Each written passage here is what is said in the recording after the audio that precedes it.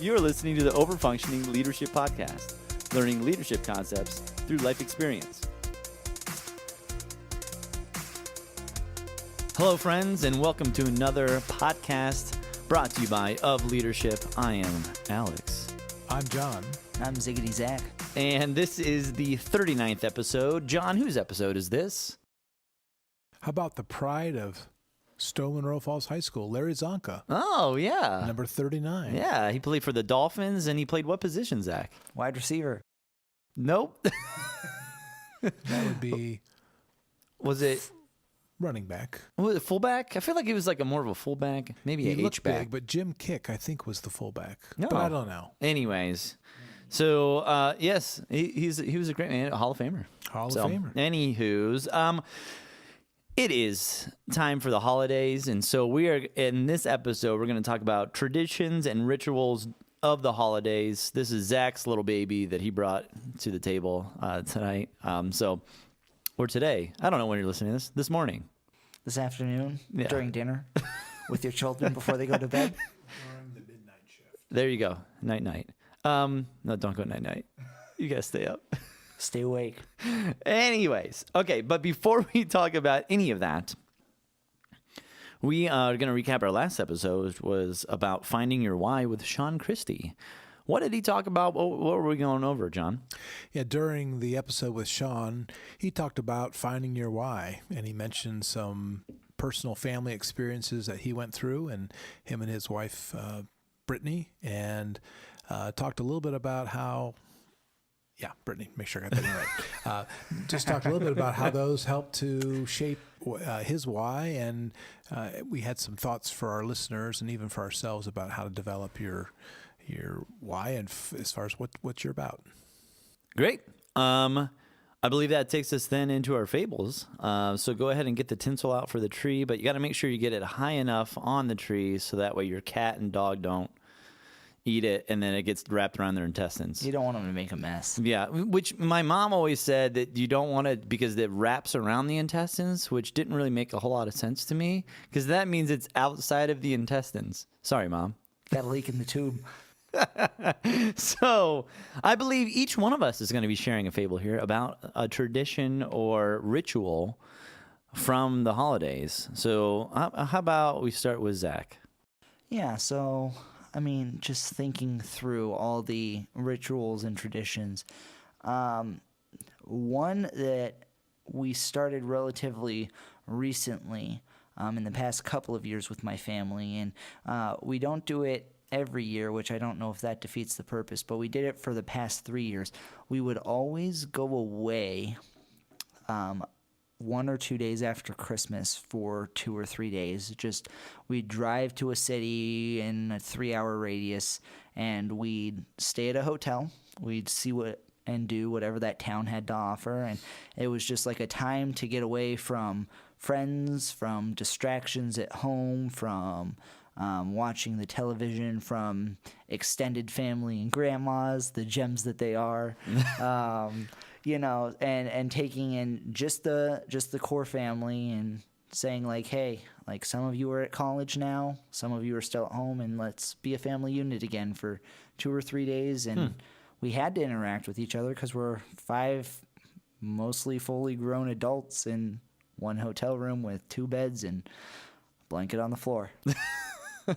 Huh, interesting. John, any traditions, rituals from the Moyer household?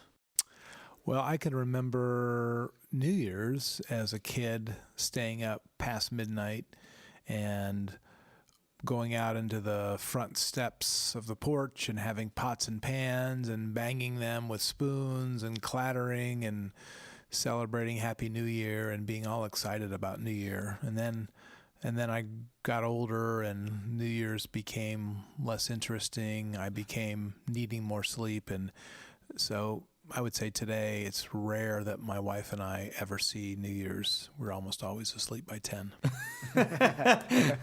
Well, mine, I distinctly remember my grandmother staying the night, Christmas Eve into Christmas for like several years. It was really nice. Just she was there in the morning and would do Christmas with us. She's actually now 103. So she is Now, she doesn't stay the night anymore. Misha does. So it's not doesn't quite have the same ring to it. But Misha makes the same amount of mess that my grandma did. So you've replaced your grandmother with Misha. Is that what you're saying? No, not at all. I'm just joking. So, Zach, this is your episode, as I said before. So, what was what are we talking about here when it comes to rituals, traditions? You're the brainchild. So I think that specifically Christmas, just imbued with religious significance, with family traditions, with things that we do because of what we believe or who we're with and the time of the season. Like, I think so many people can relate to that because we experience that or have seen other people do that. And so I've been thinking through this. What is the significance of rituals and traditions and their consistency and the way that they impact relationships?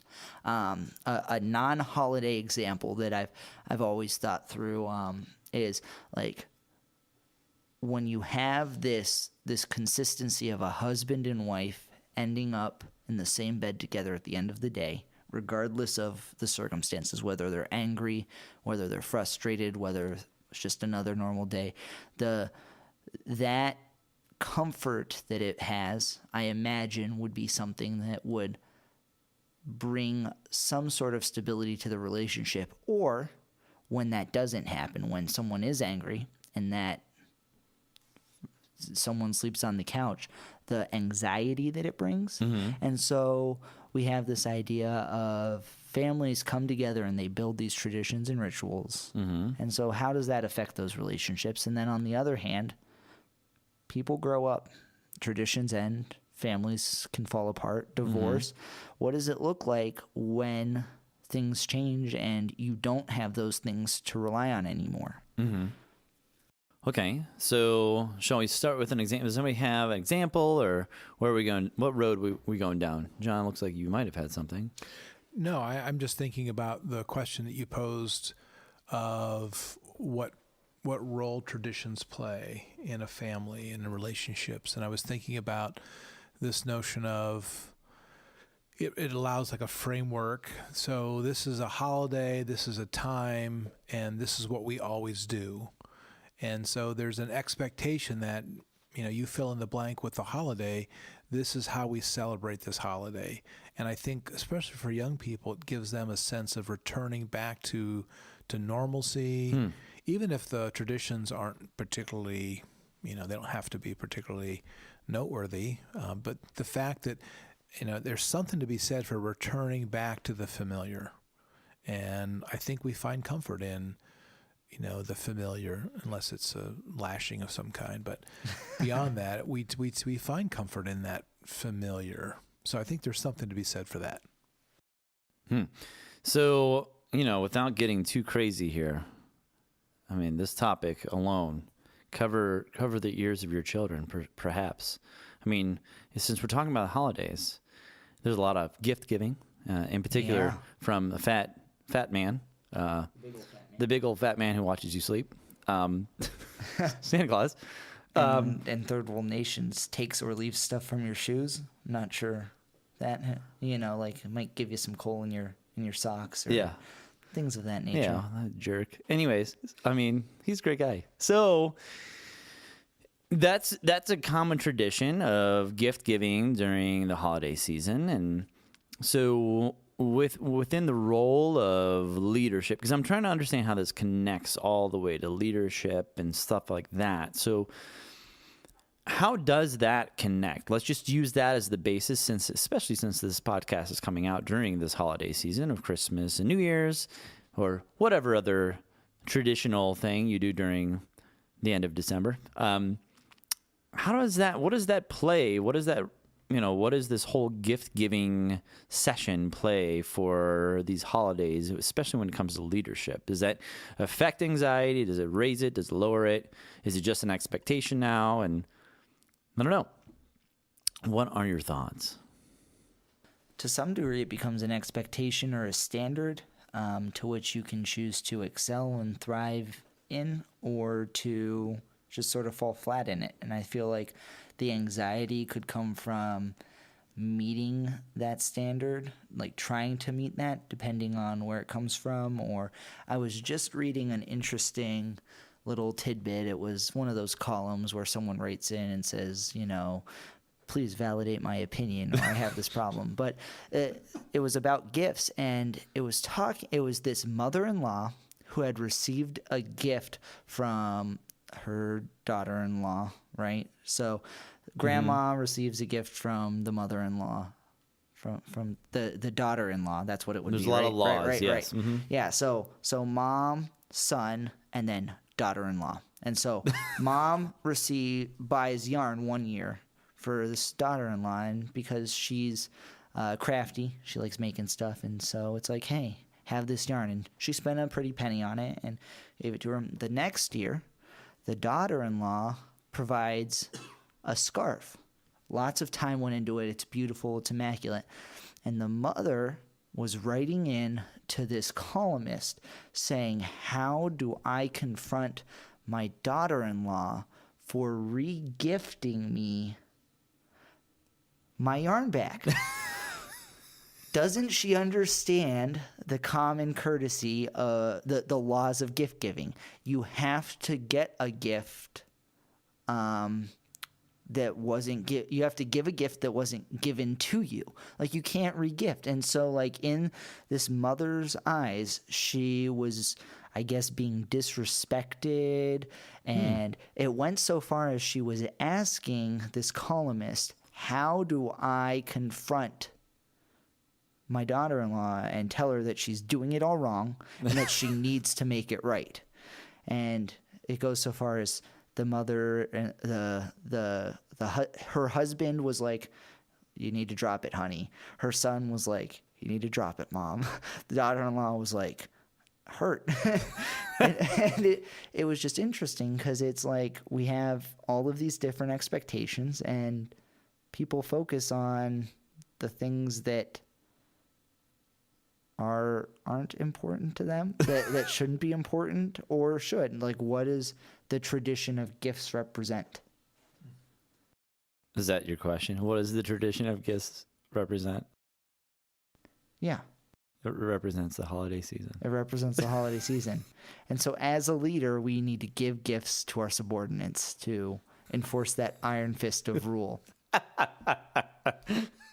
Or you could just fire everybody, right? That was a standard Joe Bluth. No. You threaten to fire them so they're constantly living in anxiety. Well, I think gift giving, the purpose of gift giving can be to express love and appreciation for family, but I think when it becomes a set of rigid rules and expectations that when they're not met, it leads to the opposite of what a family would perhaps want, then that's where the problem comes. So I think some flexibility comes with gift giving, and sounds like that woman who wrote that letter in was a bit rigid in her expectations. And anyways. Mm-hmm. So this gift giving, and I'm just trying to unwrap this, gentlemen. Hey-o. So can I jump in? Yes, please. Since you seem to be thinking through still. Yes, yeah. Mm-hmm. So we're looking at this from a scale of leadership, and I want to approach it on two levels. You have a business professional hierarchical leadership sphere, but you also have the family sphere. And I think that the holiday season is specifically a time of traditions, religious or non, that give you the opportunity to step back, to relax, to sort of take your foot off that gas pedal, especially in a culture that's always go, go, go, and say, hey guys, like, let me show you what you mean to me. Let me give you that honest, open communication and say, like, hey, like, I appreciate you, I value you enough to at least go through this ritual of buying a gift, something that I don't really want to do, but I'm going to do it anyway. Or, in a work sphere, let me give you a bonus. Let me give you a couple days off to be with your family. And it's a time to just say, like, hey, it's familiar. It's going to happen every year. Mm-hmm. Take a step off, relax, and then get ready to go again. Okay, so maybe we can approach it this way when it comes to this holiday season. If you are going to lead well during the holiday season, perhaps with this gift-giving society that we live in, is there ways that we could do this well? I know that some of this has already been discussed with expectations. Maybe wear a red suit with a hat on, socks. I don't know. What do you think here, gentlemen? If you're going to lead well during the holidays, lie to your children under the age of 13. That's a big one right off the bat. Wait, what? Lie to children under the age of 13. Yeah, that always goes well. Yeah. I would say use it as an opportunity to promote the convictions, the morals, the values that you hold dear to those around you. What that looks like is in work, use that as an opportunity to show your convictions to the extent of how and why you value your employees within the family, to say how and why I appreciate you as a husband, a wife, a son, a daughter, and to show the depth of that relationship. We talk about curiosity. Let me show you how well I know you by finding you a gift that means something to you, rather than something I bought off of Walmart that's under $25 and big enough to wrap, but not too big that it's hard to wrap.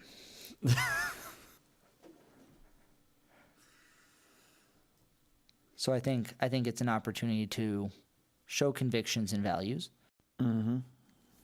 Because it's already built in. Yeah. You already have the time that's built in. Since our culture is already built in this time of the holidays in which you're supposed to do these things, and now you have an opportunity to do these things, so fully take advantage of what's going on there. And it's a time where our families do end up coming together for the most part. I'm guessing most people. Now, I do know there are certain families that refuse to get together during this time too, so which can cause, in my case, a lot of different tensions because of who knows what. Like, I know that from different families I know is that it's like, well, we used to meet, but now we don't meet because after a couple years, I didn't really like them, so then we just didn't meet anymore. I think that's a pretty standard move too, but I'm guessing the leader, self-differentiated, would say, no, we're going to meet because it does mean something to have blood relatives around. Yeah, I think it's a role that you mentioned the question about what leaders can play in traditions in general, and gift giving perhaps as part of that is to set the importance of it, that family relationships are important, and so we're going to invite people to be part of this, event, even if we don't particularly find them to be pleasant to be around. I think last year, previous podcast, we talked about this a little bit. Mm-hmm. Some wisdom can be applied here, certainly, but I think that's a part a leader can play is the importance of relationships and expressing that to people. Mm-hmm. Yeah, an interesting thought that just passed through my head. When we go through this time where culturally it's a recognized time to do something, some would argue consumeristic America, we buy gifts. Some would say religious time to take back and recognize events of significance. Others would say it's a time to focus on family and grow those relationships. But you really see what different families and different systems value by how they differ in that, because it's such a universal thing. But we see, we all have those families that say, you're not allowed to buy a gift, you have to make a gift. But that says something about the family. And you have the people who don't give gifts. You have the people who go to church Christmas Eve. I don't know if Christmas Day service is a thing. I don't know. There's the candlelight services. Candlelight, I do yeah. remember. Yeah, Mhm. sure. Yeah, and so it's a time where people showcase their religious devotion through rituals of hopefully meaning and significance, and so that is an opportunity culturally to showcase the things that are important to you, especially in the way that you associate with certain systems and disassociate yourself from others. Yeah, and I was just thinking of an example of a friend I was talking with recently who comes from a blended family where there's traditions that they have brought into this new mixed family, blendedness, and one of them is that on Christmas Day they go and they help at a homeless shelter and they serve, and the family that they've kind of married into. They don't do that and aren't interested in doing that. And so there's tension of the family. This is what we've always done. We go and chance to give back in the community. And the other family members feel that that's cutting into family time and they don't want to do that. And they've been navigating, well, do we go and make them angry? Do we just not go? And so there's something to be said for the family leaders navigating the different expectations that families might bring to with them, especially in a blended family situation. So I got a question, unless Alex has any thoughts. What makes this holiday season? Think back to those memories that are vivid, the ones that are really good or really bad, and what makes them so significant? I think for me, it was just a point in time where my grandma doesn't ever, sleep at my house, and now she's here, and so my sister and I really, I don't know, we really enjoyed that time having her there, because it was just a different person within our system, who we could interact with, who didn't seem to care too much whether she got anything, and I mean, that's how grandmas are, right? They just don't, they don't get really anything. They like to give things out. And so I don't remember any gifts she ever gave me, and nor do I really care what she gave me. It was just her presence being there was really what I cared about. And so, and I don't know if that's from like a anxiety viewpoint too. So perhaps my grandmother brought a lowering of the anxiety when she showed up. Calmness. Or maybe just a new triangle for my parents to talk about. I don't know. Or maybe my sister and I have no idea. So maybe that's part of it too, is that, when that happened, we also did these giant family gatherings, like all the grandkids and everybody. I loved it. And we're all kind of scattered around the country now, but that was really big too. And maybe it's just that different mixing of people and different curiosities of learning. Oh yeah, I haven't seen you in a while. Let's talk about this. Because you're just planted next to them at a table and you're like, well, I guess I need to talk to Aunt Fran right now. So, I mean, even to the point of, I can remember my dad's side of the family, there was some characters in there that could be a little spicy. And so, there was always some issues with talking to certain people. But I mean, even to me, it was kind of fun, even as it irritated my mother and father at times, and they would, may or may not have complained about these things later. It was just kind of fun to sit there and listen to it. So, because it was just different. And maybe that's part of it too, is that you have a new mixing of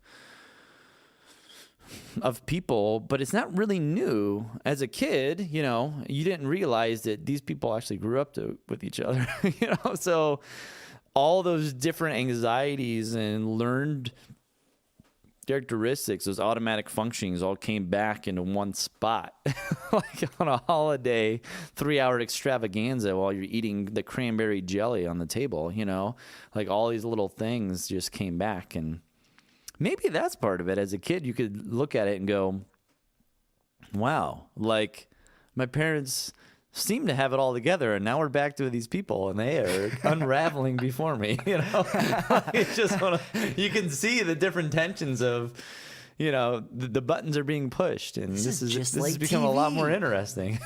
Yeah, I don't know. As a kid, I don't ever remember. I wasn't getting beat up by any other little kids, so that was kind of nice. Yeah. So you were the bully. No, I was the youngest out of the family, so I don't know.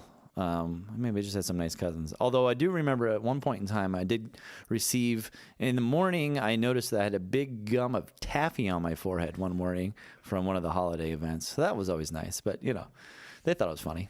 I'm thinking of Thanksgiving, and when I was growing up, spending some of my Thanksgivings at my aunt Gail and Uncle David's house, and Uncle David is a Methodist minister, and I remember some of the times at their house they would have another person come for dinner, and it would be maybe a shut-in at the church. Sometimes it was a foreign exchange student.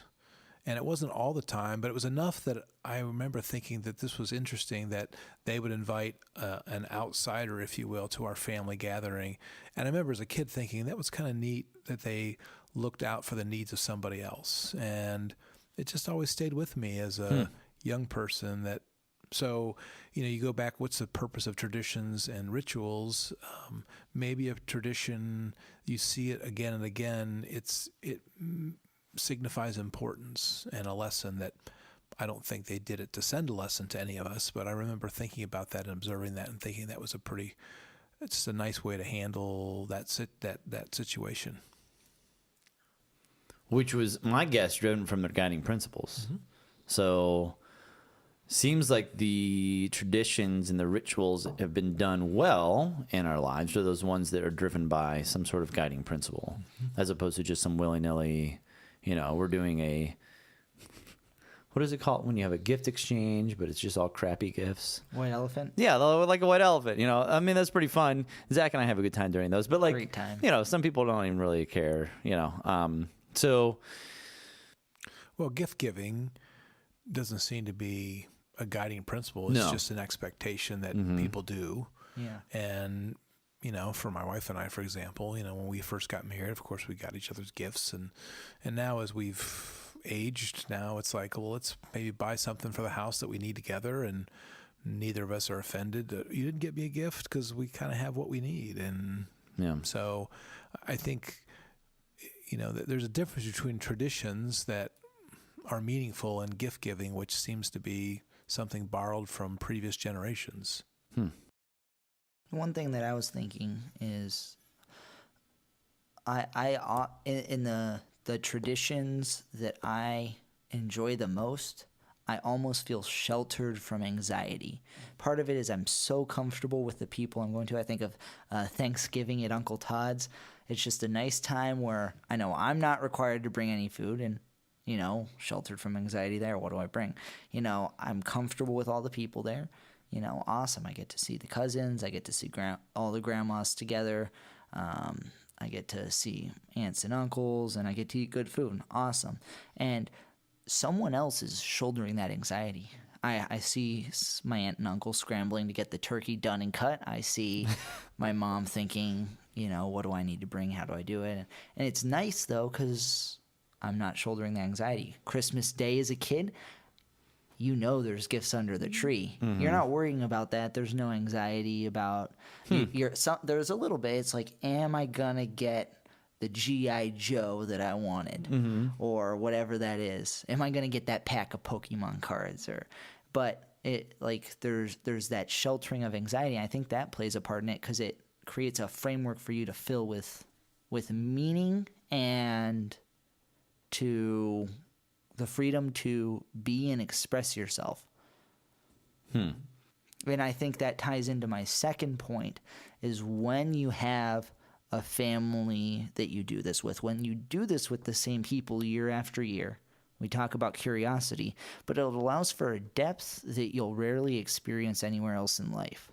I'm out of college for 2 or 3 years. The number of people that I have interactions with from that time in my life, it's very few and far between. And that's sad because I had deep, close personal relationships with many of them. Mm-hmm. High school, same and even sparser. But family, year after year, I get together and I know Aunt Karen's going to ask me about my relationship and Uncle Todd's going to, give me a noogie. And but they're going to ask and they're going to care and they're going to invest in our relationship by saying, what's changed? How have you grown? man, you're looking bolder than usual. Yeah, for me, it's, well, did you grow again? And I'm like, every year, I'm like, no, there's no way that's even possible. So I just tell everybody they shrink now. Yeah, that's right. You should tell them that you think you're shrinking. And here's a golden Buckeye card for you. So I was thinking about, we've talked, the larger part of our podcast, and for those that have listened to our podcast before, podcast is based in Bowen family systems theory. And we have said before that anxiety rises when people feel cut off from their families of origin. And you mentioned that when you're with family, and you talked about how you don't have to do anything, you don't have to bring anything, so that kind of lowers anxiety. But I'm wondering if that time and time again, reconnecting with family, if there's something that's instinctual that just allows us to feel comfortable and, I don't know, just lowers the anxiety from a systemic viewpoint. I can tell you this, is that I can't really remember the last time that my family, like the big side of my mother's family, has met together all at one time. And I felt it over the years. I'm saddened by it. I can tell you that for sure. It's just like over time, I wish we still had that, because it was just different. It felt different. And now it just feels a little hollow. I must say that. And so, and there's still times for that to come back. But I've felt the other effects of that. And I don't know if that's because I'm not a kid anymore, but. And there's also, when you're meeting with those family, when you're reconnecting, it gives you the opportunity from a self-differentiation standpoint to feel like the negative side of this would be like the whole mob mentality. I'm going to show and exhibit your ideals because I want to feel accepted and supported by you, like I'm part of this crowd. This is the opposite good part of that. Like, I don't necessarily always have to, we kind of do, because we were raised together. We all stem from the same tree to some degree. And so we happen to share a lot of ideals and beliefs. But at the same time, like, I can be my own person. I'm thinking in my family of origin, specifically an extended family. I can be my own person, and I don't feel the tension of trying to share others' beliefs or steal self from other people to be accepted. And so where I end up is an opportunity where I'm allowed to feel accepted while also exhibiting how I'm different and why that enriches my system.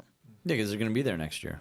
They're going to be there next year and the year after that, and I can rely on that because the traditions and the rituals of the holiday season beget that structure that I'm able to fill with meaning, because someone has shown the grace to say, hey, I'm going to shoulder the anxiety of buying you gifts so that you can look forward to that as a little treat. I'm going to set up the holiday meal so that we can all get together. I'm going to invite everyone and organize it so that the grunt work is done and you can bear in some of those fruits. No.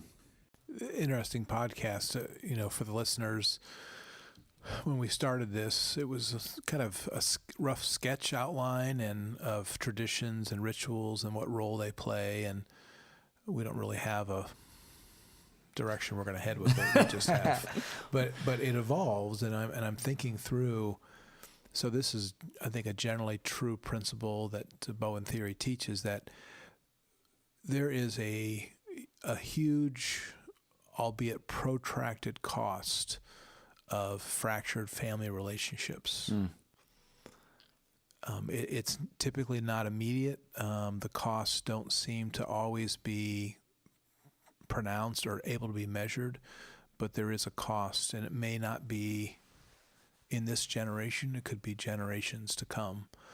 So if that's true, then traditions and rituals allow us to undo that and allow us to actually get the benefits of family togetherness, which can be measured and sometimes not. They can be obvious and sometimes not, I guess is what I'm saying. And that, so I think there is an accrued benefit from traditions and rituals because of the fact that they bring people together on a consistent, continual basis over time. Yeah, I think I mean, just thinking about this just all sort of breaks my heart for families and children specifically who experience divorce. Like, I'm just thinking through my head, and this past year has been just like a year of it's been a hard year for a lot of people that I know. Fathers dying, parents getting divorced, daughters dying. It's just been sad. Lots of death, lots of brokenness, and just thinking about how that's going to impact their holiday traditions is so sad, because there's this anxiety. What's going to be different? Like, these things that used to be foundational, what's going to happen? Especially when the person who used to lead that or add this value or is not around for whatever reason, by choice, by death, by... Yeah. And I would say for those who are leaders of families, whether that person passed away or is gone, continue with the tradition. I would agree exactly with what you're saying. Yeah. And so my sister passed away, and I can't really remember what that Christmas was like or any of that stuff. But I remember somebody was like, well, everything's going to be changed now. And I'm thinking, no, this, like certain things, yes, things are going to be changed now, but like this is a point in time where getting families together and being together is something that I desired more than anything else when my sister passed away. It wasn't like, anyways. So some thoughts. So this will be the first year that we aren't going to my grandma's house for Christmas Eve.